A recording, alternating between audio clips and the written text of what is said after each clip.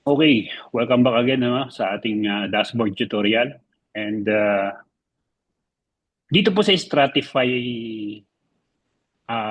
IB portal natin, dito po nakikita yung commission natin, no?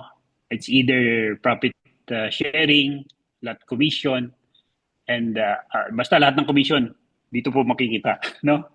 Ang gagawin po natin ngayon is magwi-withdraw po tayo ng commission, okay? Pasok po kayo dito sa dashboard. Yan, yung three lines. I mean, menu bar, no? Pagpasok po sa menu bar, okay? Punta po tayo dito sa, ayan, yan. Click nyo po yung mata. Yan. Click nyo po itong, tawag dito, yung wallet, no? Pero saan ba galing yan? Yan. Dito po, click nyo lang po yung may commission, and then, dito po sa lot commission, okay, and profit share. Diyan po yan galing, no? Yan. Pag-click nyo po nung lot commission, ayan, okay, ito po yung account ng aking member, no? So, meron na po siyang level 6, no?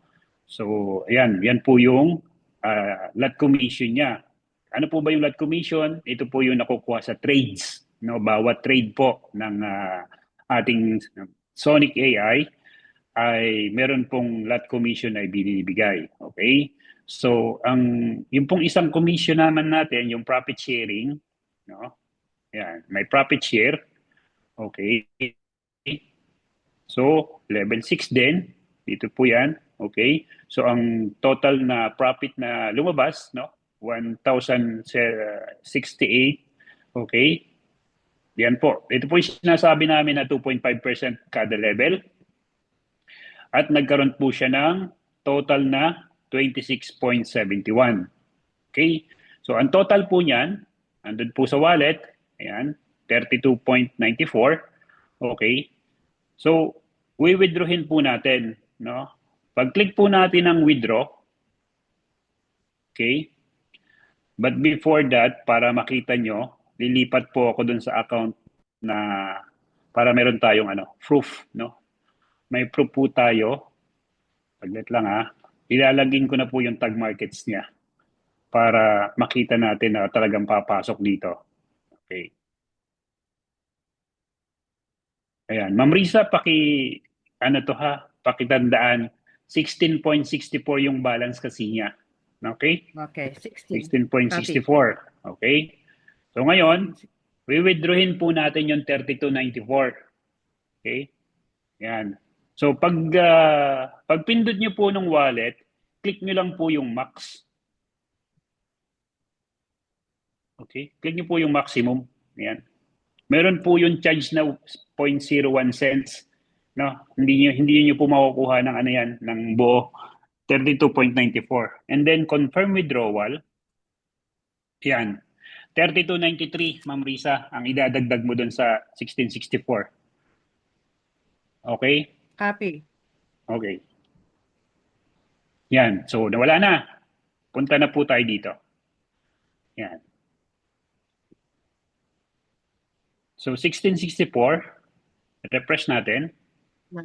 Plus 32. Yan. So, meron na po tayong 49.57 na kinita ng walang ginagawa. Diba? Ang Yes. saya. Okay. So ngayon, paano naman tayo mag-withdraw? Ito na yon. Withdraw na yan. No? Ah, sa My Wallet po, click nyo po yung My Wallet. Okay? Tapos, kapag wala ka pa pong crypto wallet, okay? Ito po yung pipindutin nyo. Click nyo po yung your crypto wallet. And then, add crypto. Okay? Yan, add crypto. Yan. So ngayon, ilalagay niyo po yung wallet address. Okay? Lagay niyo po dito wallet address. Kahit saan galing. No? Tapos, isi-select niyo lang po yung currency, USDT.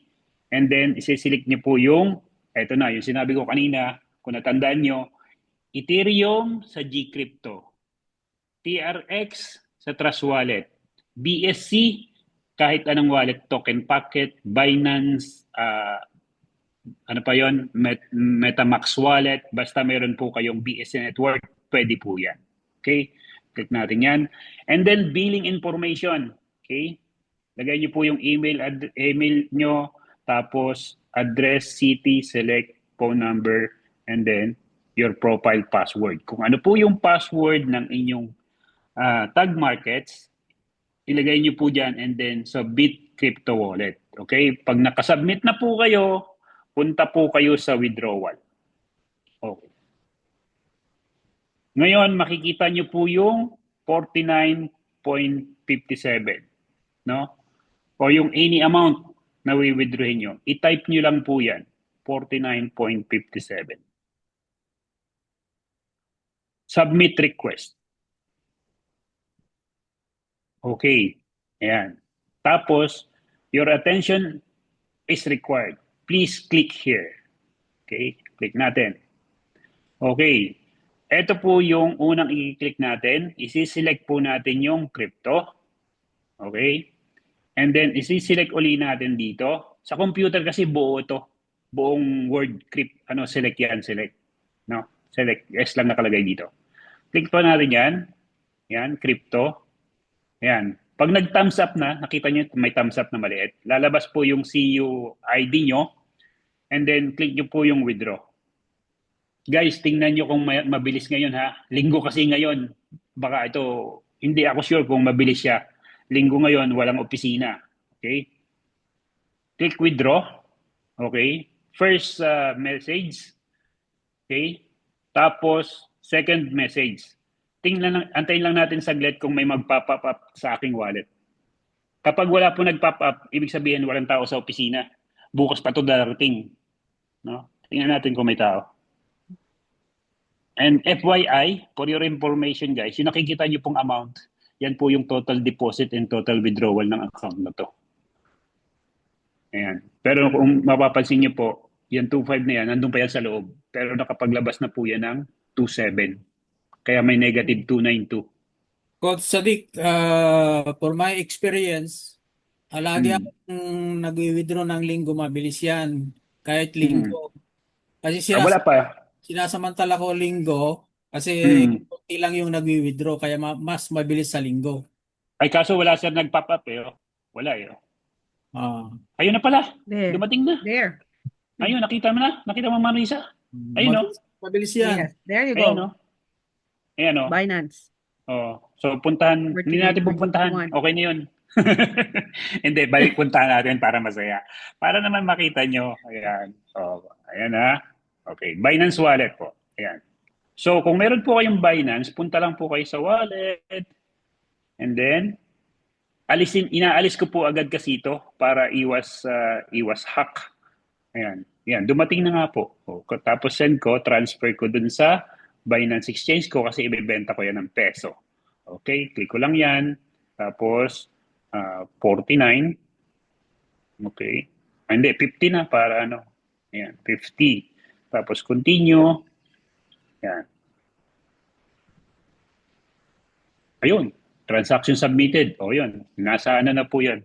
Nasa Binance ko na po yun. Yung gusto bumili ng USDT, PM lang kayo. May pwede na kayo ibebenta.